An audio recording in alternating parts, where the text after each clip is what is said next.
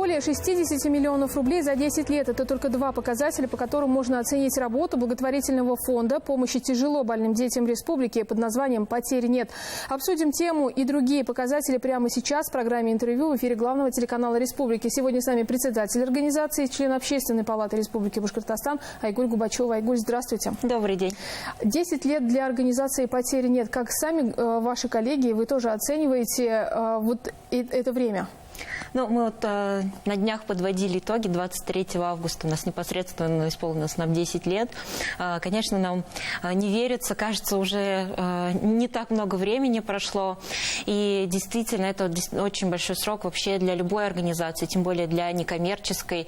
Мы пережили такие тяжелые времена, как, например, кризис 2014 года, да, когда было падение экономики. Но что приятно, мы заметили с коллегами, что у нас никогда не было периодов стагнации, или когда мы прекращали работу, останавливали или начинали помогать меньше. Наоборот, с каждым годом помощи мы стараемся оказывать все больше и больше, развивать наши проекты, развиваться самим, обучаться и стараться делать так, чтобы наша помощь была более совершенной и адаптированной под нужды наших благополучателей. Потерь нет. Название благотворительного фонда. Какой смысл в него вкладывается, да? И действительно потерь нет? Но мы очень надеемся, что когда-то рак перестанет быть вообще смертельным заболеванием и перейдет в разряд хронических. Сейчас, к счастью, онкологические заболевания у детей излечиваются в 80-80% случаев, что очень хороший показатель. И мы, как говорят, как корабль назовешь, так он и поплывет. Мы надеемся, что когда-то мы все к этому придем, объединяя усилия и медицинского сообщества, научного, благотворительных организаций и неравнодушных людей. Вот, поэтому название было дано с такой надеждой, чтобы не было потерь, поскольку у фонда история печальная. У основателя фонда Радмилы Сурначевой не стало сына, он умер от лейкоза в 2008 году, но она не смогла забыть всю эту историю, все, что он пережил, и в его память в 2011 году она организовала фонд «Потерь нет», и вот как сама Радмила недавно сказала, ей очень приятно, что фонду исполнилось уже больше лет, чем было ее ребенку, чем прожил ее сын на этом свете. Дане не стало 8 лет, а фонду уже 10. И она очень надеется, что фонд проживет еще очень-очень долго и будет продолжением ее жизни. Расскажите, пожалуйста, какие семьи могут к вам обращаться, сколько сегодня находится на вашем патронаже, да, детей, и как вы с ними работаете, какую помощь оказываете? Наши основные подопечные – это дети с онкологическими заболеваниями до 18 лет из Республики Башкортостан. К нам обращаются в основном либо по сарафанному радио, когда родители непосредственно рекомендуют. Также мы очень тесно сотрудничаем с врачами из детской клинической больницы, с онкологами и гематологами. Если есть какие-то случаи, когда нужна помощь, врачи сами направляют к нам детей, либо делают запрос напрямую от больницы. Также мы работаем с нашими федеральными коллегами. Некоторые из детей, например, проходят лечение в федеральных центрах в Москве и в Петербурге. И наши коллеги из этих фондов, например, фонд «Подари жизнь», либо «Адвита» в Санкт-Петербурге, зная, что мы помогаем детям из Башкортостана, направляют к нам детей из нашей республики, когда им требуется помощь. Вот, помощь мы оказываем в лечении, например, оплачиваем препараты, если по каким-то причинам их не могут выдать за счет государства. Оплачиваем специализированные исследования, которые не входят в перечень государственных гарантий. Авиаперелеты, также помощь в реабилитации, в паллиативную помощь оказываем, психологическую. Стараемся организовывать проекты непосредственно в больнице, обустроить быт, чтобы он был наиболее приближен к домашнему, и чтобы стены больницы не были такими скучными и неуютными. Вот поэтому стараемся помогать всесторонне и постоянно общаемся с родителями, узнаем, какая помощь нужна, какая уже может быть не очень актуальна, чтобы мы делали именно те проекты, которые необходимы. С эмоциональной точки зрения и с точки зрения внутреннего состояния семьи, да, какой микроклимат там существует, на ваш взгляд, на что важно обращать внимание? Конечно, первая реакция, когда ребенку только ставят диагноз, это у родителей шок, как сами они признают, узнают, что земля уходит из-под ног, делится жизнь на до и после. Ну, понятно, это впечатление, да, потому что все-таки в сознании людей рак остается таким смертельным заболеванием. Но потом существует все-таки поддержка сообщества и родителей. Они общаются между собой, у них есть свой чат в WhatsApp, они видят истории. Мы, например, постоянно публикуем в наших социальных сетях истории побед. И родители, например, если их ребенку поставили диагноз саркома, это опухоль кости, да, они видят историю другого ребенка, у которого был похожий диагноз. Ему, например, сделали операцию. Сейчас он принимает участие в играх-победителях, бегает и там получает золотую медаль. И, конечно, у родителей появляется обоснованная надежда, что ребенок поправится, с ним будет все хорошо, и он вернется к своей прежней детской жизни.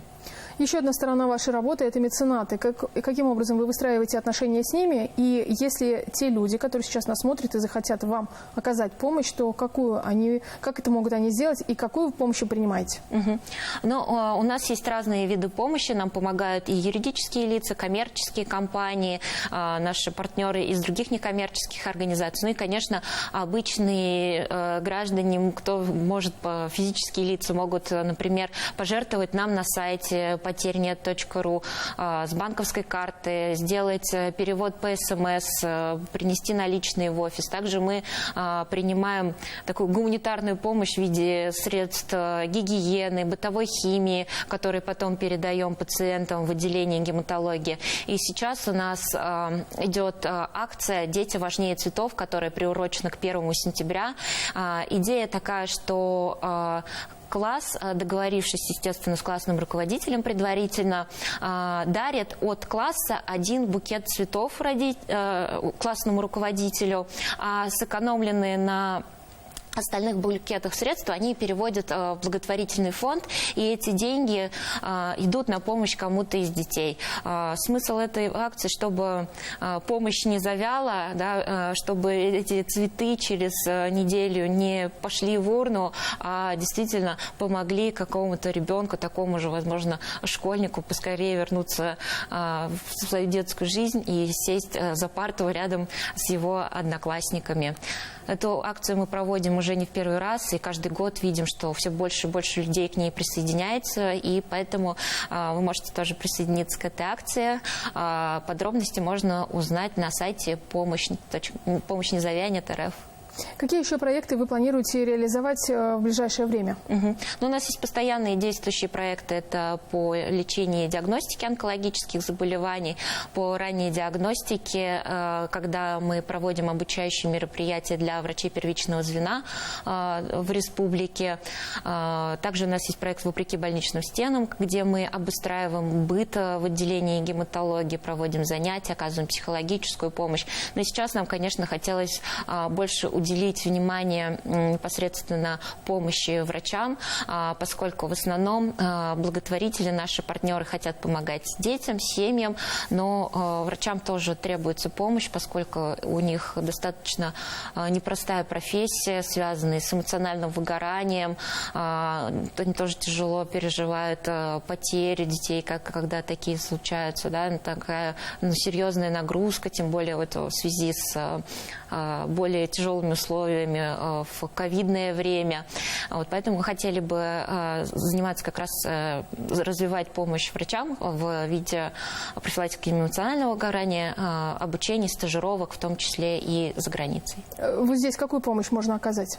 Ну, здесь мы планируем запускать проект и тоже будем собирать средства, за счет которых сможем оплачивать работу психологов, возможно, арт-терапевтов, оплачивать какие-либо обучения, повышение квалификации для врачей сверх той программы, которую устраивает больница непосредственно и Министерство здравоохранения. По линии Общественной палаты Башкортостана какие проекты у вас находятся в работе?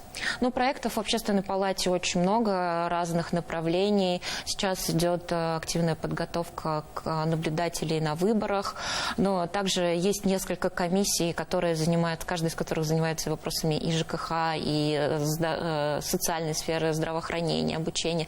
Поэтому, если есть какие-то вопросы, можно писать в общественную палату запросы, да, и этот запрос будет адресован в соответствующей комиссии, каждая из которых может помочь. Также я вот, например, занимаюсь обучением еще некоммерческих организаций, тоже по линии общественной палаты. И вот с 1 сентября начнется очередной прием заявок на конкурс Фонда президентских грантов. И ресурсный центр при общественной палате снова будет оказывать помощь в виде экспресс-рассмотрения и дачи рекомендаций для того, чтобы некоммерческие организации с большей вероятностью получили федеральное финансирование и смогли на нашей территории реализовывать такие добрые социальные проекты. Айгуль, если коротко, как вы себе отвечаете на вопрос, почему нужно быть благотворителем? В первую очередь, это личное желание человека. То есть мы для себя определяем, что мы, например, никогда не навязываемся, да, никого не заставляем, и тем более не стараемся давить на жалость, либо на совесть. Мы стараемся не публиковать детские фотографии, где дети плачут, где они в каких-то трубках. У нас это всегда, наоборот, такой позитивный контент, и многих это даже удивляет, поскольку тематика тяжелая. И когда у человека возникает искреннее желание помогать, он остается надолго, он подписывается на регулярные платежи, ему приятно видеть нашу обратную связь. И, на мой взгляд, это когда возникает искреннее желание, дальше уже человек ищет, как ему самореализоваться, либо переводить деньги, либо стать волонтером, либо... И это может сделать любой телезритель нашего телеканала. Спасибо большое, Айгуль. Спасибо. Сегодня гостем программы «Интервью» была председатель благотворительного фонда «Потерь нет» и член Общественной палаты Башкортостана Айгуль Губачева. И мы говорили о том, что фонду исполнилось 10 лет, и о том, какая помощь за это время была оказана. Не переключайтесь, оставайтесь вместе с нами.